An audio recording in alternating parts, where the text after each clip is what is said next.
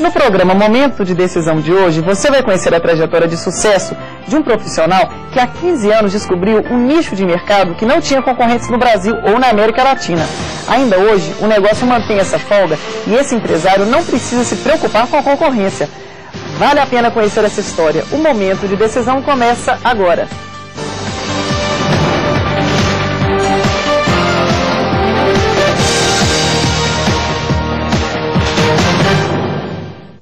Ele seguiu a vocação do pai e acabou se tornando industriário.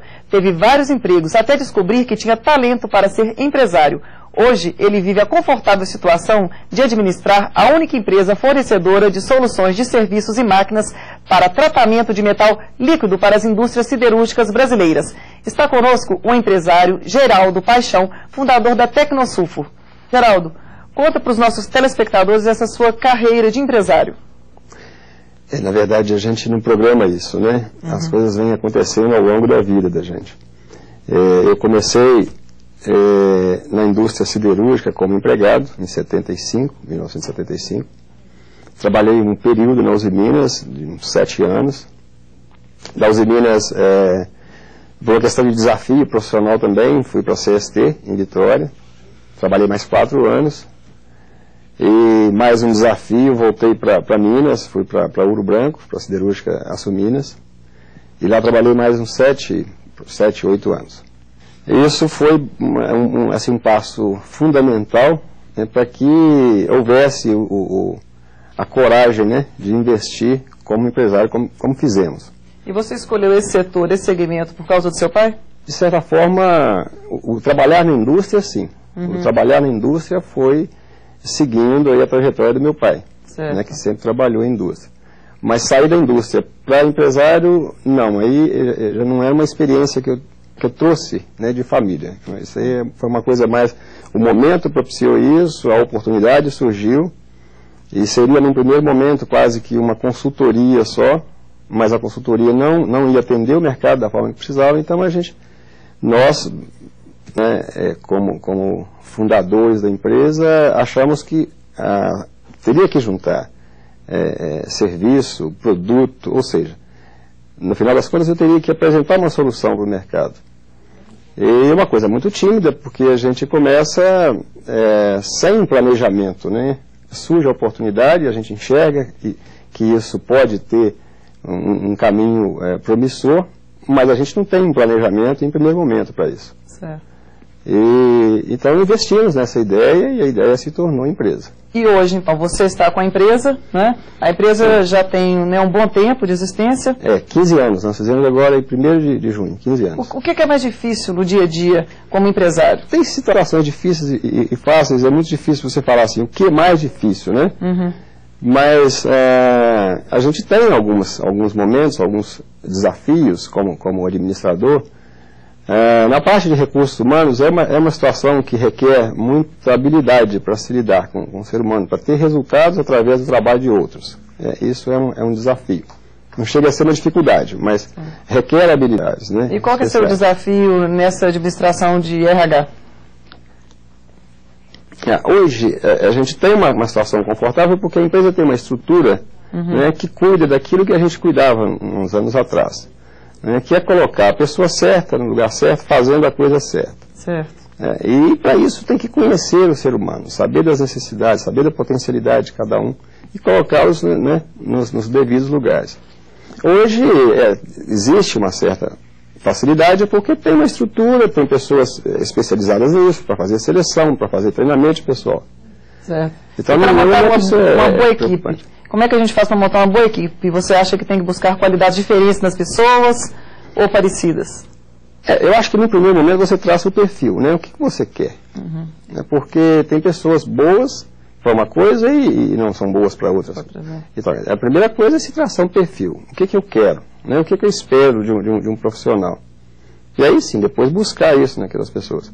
Mas uma coisa que nós colocamos como coisa fundamental e de muita importância dentro da organização é o comprometimento. É o nível de comprometimento. Né? É a pessoa trabalhar assim, visando um pouco além de salário, um pouco além do rendimento mensal, né? Visando o crescimento pessoal. assim, trabalhar sustentando a organização também, né, sendo parte integrante desse crescimento da organização. E como é que se consegue isso? Talvez com remuneração variável? Como é que você acha que se motiva um funcionário? Olha, eu acredito que a proximidade. Embora isso seja difícil em grandes organizações, mas a transparência o contato mais próximo do empregado, do funcionário, isso ajuda muito. Conhecer as potencialidades, investir no empregado, treinar adequadamente e conceder a eles os benefícios daquilo que ele mesmo está fazendo. Ou seja, transformar parte do que se produz em benefício dos empregados. Isso com certeza, porque as pessoas trabalham para um pouco mais de salário, sim.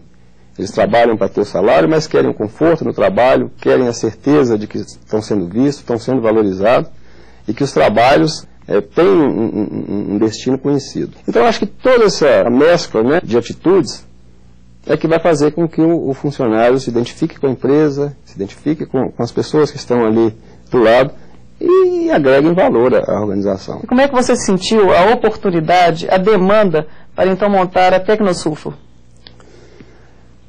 A situação em 1990 foi uma época meio complicada, meio difícil para o setor siderúrgico, especialmente para o setor siderúrgico primário, ou seja, a siderurgia não integrada que fabrica ferro-gusa. Por quê? Eles usavam um combustível no forno, que era um redutor, que é o carvão vegetal, e na época eles estavam com uma certa dificuldade na compra por uma série de fatores, inclusive por questão de legislação ambiental.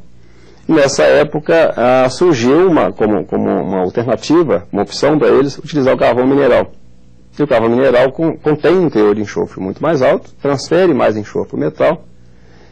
Então surgiu o primeiro problema, e que era então desconhecido para ele a solução disso. As grandes siderúrgicas, as empresas integradas, elas têm esses processos. Elas só têm isso por uma questão de implantação, já é tecnologia dominada por eles. Mas a siderurgia de pequeno porte, o guzeiro, não tinha isso disponível. Então eu fui consultado, e nessa época eu trabalhava ainda dentro da siderúrgica, para prestar um serviço ou uma consultoria e dar, enfim, uma solução para esse caso do setor guzeiro. No primeiro momento seria quase que simplesmente um serviço prestado. Mas a carência era muito além disso, de uma prestação de serviço, né? Precisavam de alguém que realmente solucionasse. Quer dizer, eu preciso de um produto, eu preciso de um serviço, eu preciso de um equipamento. Ou seja, eu tenho um problema e quero uma solução. E isso, em 1990, foi quando surgiu a Tecnosulfo. Uns 6 meses a gente trabalhou mais avaliando essa situação, de ter ou não ter uma empresa que produzisse algo para eles, não só a prestação do serviço. Um ano depois a gente já estava saindo um pouco do foco do setor guzeiro, porque eles tiveram isso, foi uma coisa momentânea, e depois entraram novamente numa situação confortável em relação ao carvão. Certo. Mas aí passamos a atender também a siderúrgica integrada, e no caso a Belgo Mineira também estava migrando o processo. E para o nosso telespectador entender, então, quais são os produtos e os serviços que vocês fornecem hoje? Bom, então hoje nós atuamos no tratamento do metal líquido. E o que é isso? São 3 tratamentos específicos. O primeiro seria a redução do teor de enxofre do metal ainda no estado líquido. Esse metal pode ser o gusa líquido, o aço líquido ou a liga. O outro tratamento seria a redução do teor de fósforo. São tratamentos distintos, com materiais distintos. E um terceiro seria promover a limpidez do metal. Ou seja, aí, no caso do aço, algumas impurezas contidas no metal, elas têm que ser removidas. E para cada caso desse exige um tratamento específico, um produto específico, ou seja, um cuidado específico. Como todo o período que eu trabalhei na siderúrgica integrada foi exatamente nessa área, né, atuando nessa área, então eu passei a aplicar toda a experiência contida nesse período, mas inovando, quer dizer, oferecendo para o cliente alguma coisa diferente daquilo que eu já tinha lá dentro. Então o trabalho, ele parte de um diagnóstico técnico, quer dizer, entramos no cliente, verificamos qual que é a situação atual, qual que é a necessidade do cliente, fazemos todo um levantamento de dados, e traçamos depois, então, um plano de trabalho. E onde vai culminar no equipamento, no fornecimento do equipamento, na prestação do serviço. É um cliente bem específico. E estamos entrando agora também na indústria de ferro-liga. E não ter concorrência é muito bom ou é arriscado também? Tem coisa boa e coisa ruim. Como tudo na vida, né? Mas a concorrência, não é que ela inexiste, a concorrência, ela não existe na forma integral. Sim. Ou seja, na prestação de um serviço de solução completa, eu não tenho a concorrência. Pode ter alguma coisa segmentada num lugar ou no outro, fornecendo um insumo ou outro, mas não atende o mercado na necessidade total do mercado. Agora, isso é bom, claro, você está sozinho, só você vendendo, mas é ruim quando não se tem uma referência, né? E especialmente ruim em termos de negociação de preço, porque existe uma lógica de mercado, existe um preço internacional para essas coisas, mas ainda assim você não tem, o próprio cliente não tem como balizar o que ele está comprando. Então, isso coloca a Tecnosul com uma responsabilidade muito maior ainda, né, de ter o bom produto, ter uma solução e ter os preços justos, né? E conforme com o mercado internacional. E cativar o cliente, então, dentro disso, o cliente tem que estar de todo jeito, tem que estar satisfeito, né? Senão, né, ou reclama mesmo. E você tem planos de exportação, de atingir o mercado externo? Nós já fizemos uma exportação para a Argentina, por um período, para uma siderúrgica da Argentina. Temos um contato muito estreito com eles, mas a questão de exportação dessa linha de produtos nossos é mais a questão de competitividade internacional.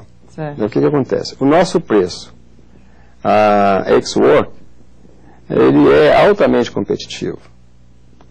Mas quando você coloca nesse preço um transporte, uma taxa de exportação, um imposto, etc., nós vamos chegar lá fora com um preço em desvantagem em muitos casos. Então aí você perde a competitividade.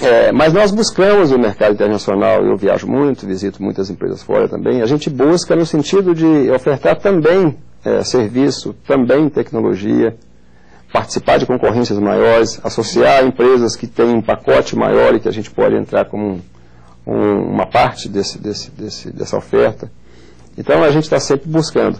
Mas é uma coisa mais, tem que ser feita com um planejamento mais seguro, exatamente por essas questões, né? Nós temos já uma desvantagem muito grande, que é essa oscilação cambial. Isso, para quem exporta, é um problema sério. Você pode fazer um bom negócio no momento e depois você está em desvantagem. Vamos falar um pouquinho de parcerias. Hoje em dia está muito na moda a empresa fazer uma joint venture. Qual que é o risco que você corre num processo desse, de parceria?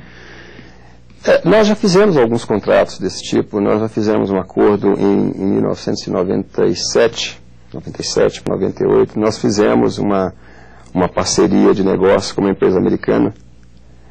E, assim, em princípio é uma coisa muito interessante, muito vantajosa.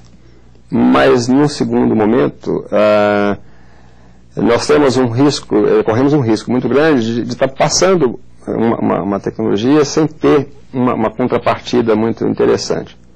Então, os riscos são sempre esses, né? O risco de uma empresa de menor porte se associar a uma empresa de grande porte, como foi o caso, uma empresa de grande porte, é exatamente a falta do traquejo do mercado internacional, a falta do conhecimento muito aprofundado da empresa em que se está criando uma parceria. Então, esses são os riscos que a gente vê. Mas não é um assunto descartado, quer dizer, a gente está sempre buscando esse tipo de parceria. Nós temos no mercado interno parcerias muito interessantes com empresas fornecedoras, empresas de grande porte também, fornecedoras. Os nossos clientes também, a gente trata isso como uma parceria, porque em alguns casos a gente tem contratos muito bem elaborados. E isso a gente está criando, logicamente, criando uma estrutura, criando uma experiência maior para ter como suportar algumas parcerias externas. Mas é uma coisa que a gente tem sempre buscado também. E hoje,